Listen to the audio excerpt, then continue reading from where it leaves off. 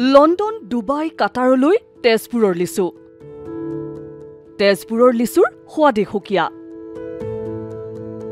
দেশৰ ৰাষ্ট্ৰপতি প্ৰধানমন্ত্ৰীও কৰিছে তেজপুৰৰ লিচুৰ সোৱাদৰ প্ৰশংসা। 20ৰ পৰা 30 লাখ লিচু আছে বৰ্তমান তেজপুৰত। প্ৰতি বছৰ দৰে এইবাৰো তেজপুৰত লমালমে লাগিছে লিচু।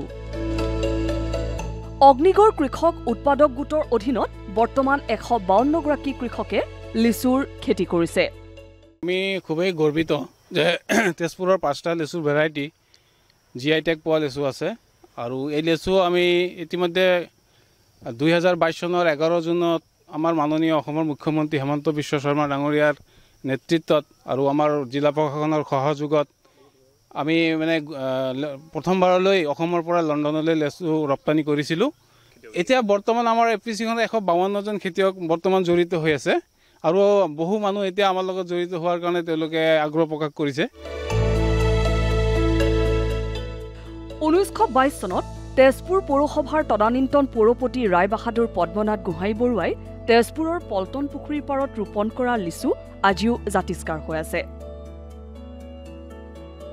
মঙলবাৰে তেজপুৰ পল্টন পুখুৰীৰ পাৰৰ লিচু বাগানত ভাৰত চৰকাৰৰ অধীনত তেজপুৰ চহৰৰ ওপৰত অধ্যয়নৰ বাবে উপস্থিত হোৱা ভাৰতৰ বিভিন্ন ৰাজ্যৰ 12জনীয়া দলৰ সদস্যসকলে তেজপুৰ আৰু তেজপুৰৰ লিচুৰ সোৱাদৰ প্ৰশংসা কৰে।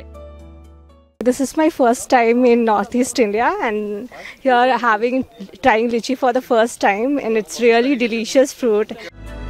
এই লিচু ইতিমধ্যে প্ৰধানমন্ত্ৰী নৰেন্দ্ৰ মোদী, গৃহমন্ত্ৰী অমিত শ্বাহৰ লগতে আন কেন্দ্ৰীয় মন্ত্ৰীসকললৈ প্ৰেৰণ কৰাৰ কথা সদৰি কৰিছে পল্টন পুখুৰীৰ লিচুৰ দায়িত্বত থকা অমৃত ঘোষে। বৃহস্পতিবাৰে 4000 লিচু ডুবাইলৈ প্ৰেৰণ কৰাৰ কথাও তেওঁ সদৰি কৰে। আমাৰ ইয়াৰ পৰা লিচু বহুত দূৰ দূৰলৈকে যায়। যোৱা বছৰ আমাৰ ইয়াৰ পৰা লিচু আপোনাৰ ডুবাইত গৈছে, লণ্ডনত গৈছে, নিউজিলেণ্ডত গৈছে। এই বছৰ এতিয়ালৈকে বাহিৰত যোৱা নাই, কিন্তু আমাৰ তাত ইতিমধ্যে আমাৰ তাত অৰ্ডাৰ আহিছে। এবাৰ আমাৰ তাত ডুবাইৰ পৰা অৰ্ডাৰ আহিছে।